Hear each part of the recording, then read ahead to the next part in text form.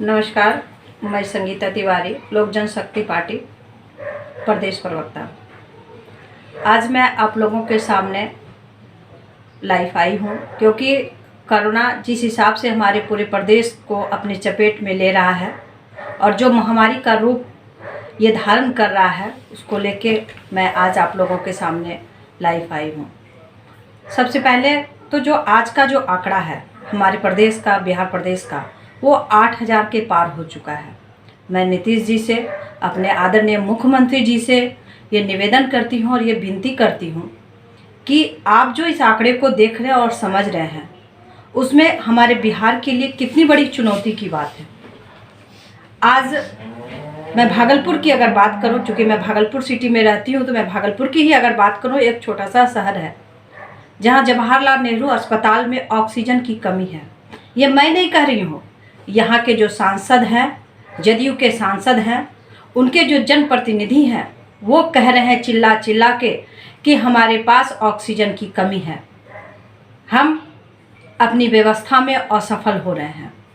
मैं इस प्रदेश के मुखिया से ये पूछना चाहती हूँ कि नीतीश जी, आपने एक साल में पूरे प्रदेश के लिए, पूरे बिहार प्रदेश के लिए क्या किया?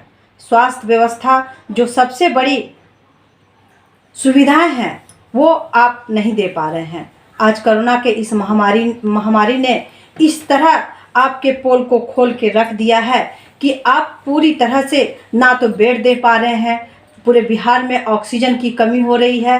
कोई कोरोना पेशेंट अगर किसी हॉस्पिटल में जा रहा है तो वहाँ पे बेड नहीं मिल पा रहा है। हमारे बिहार के लिए सबसे बड़ी चुनौती हो गई है क्योंकि भारत देश में बिहार दूसरे नंबर पर चल रहा है। उसके बावजूद भी आप इस चीज़ को सुधारिए नीतीश जी।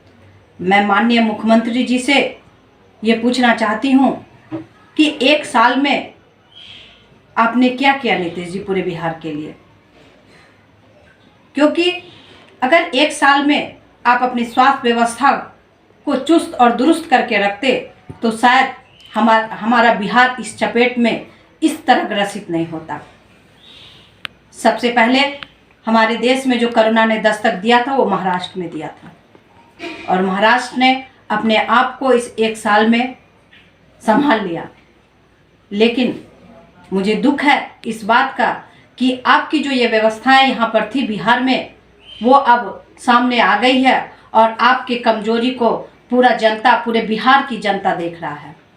जो हम लोग के सामने आंकड़े आ रहे हैं कि पूरे बिहार में 8,000 का आंकड़ा पार कर चुका है कोरोना ने, और उसी क्रम में आज एक आंकड़ा हम लोग के सामने और आया है कि नालंदा के NMCH के अधीक्षक ने स्वास्थ्य विभाग को, सोचिए कितनी दुख की बात है कि नालंदा के NMCH के अधीक्षक ने स्वास्थ्य विभाग को पत्र देकर लिख कर दिया है कि मुझे इस पद से, प्रधान सचिव ने स्वास्थ्य विभाग को पत्र दिया है कि मुझे इस पद से मुक्त किया जाए क्योंकि हमारे पास कोई व्यवस्थाएं नहीं है, हमारे पास ऑक्सीजन की कमी है, हमारे पास बेड की कमी है और हमें इस पद से मुक्त किया जाए क्योंकि पूरा टिकरा जो है नीतीश जी हमारे ही ऊपर थोप देंगे, इसीलिए इस पद से मुझे मुक्त किया जाए।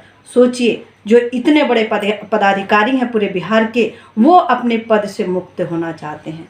तो कहाँ नीतीश जी, कहाँ छुपा रहे हैं अपने आप को? आपकी गलतियां तो जनता के सामने आ रही है और आप कह रहे हैं कि हमारे पास समुचित व्यवस्था है, आप कह रहे हैं कि हमारे पास प्रवासी मजदूर को लाने के लिए व्यवस्था है। सबसे पहले नीतीश जी, आप अपनी स्वास्थ्य व्यवस्था को सुधारिए। हमारे पास जो चुनौती है, अभी सबसे बड़ी चुनौती जो है वो ये है कि हमारे पास ऑक्सीजन की कमी है, हमारे पास सिलेंडर नहीं मिल रहा है, अस्पतालों में सिलेंडर नहीं मिल रहे हैं, बेड नहीं मिल रहे हैं। अब कोरोना की जो जांच हो रही है वो 3 दिन बाद आ रहा है। आपने खुद प्रेस कॉन्फ्रेंस आज किया था और उसमें आपने ही खुद माना कि हमारे पास जो लोग जो जा रहे हैं हॉस्पिटल में अपना जांच कराने के लिए कोरोना को लेके 3 दिन के बाद वो जांच आ रहा है। तो ये व्यवस्था है नीतीश जी हमारे आपके सरकार की। अगर आपसे ये बिहार प्रदेश नहीं चल रहा है और आप चलाने में अगर सक्षम नहीं है, नल जल की ही बात कर रहे हैं और घर घर बिजली पहुंचाने की ही बात कर रहे हैं, तो सबसे बड़ी चुनौती आ गई है कि कोरोना से हमें कैसे बचना है। पूरे देश के लिए हमारे लिए चुनौती है, उसके बावजूद हमारे बिहार के लिए सबसे बड़ी चुनौती हो गई है, क्योंकि भारत देश में बिहार दूसरे नंबर पर चल रहा है। तो ये व्यवस्था है नीतीश जी हमारे आपके सरकार की, उसके बावजूद भी आप इस चीज़ को सुधारिए नीतीश जी। नहीं, अगर आपसे ये प्रदेश चल रहा है तो आप अपनी गद्दी को शीघ्र छोड़ दें। ये लोक जनशक्ति पार्टी आपसे मांग करती है। धन्यवाद।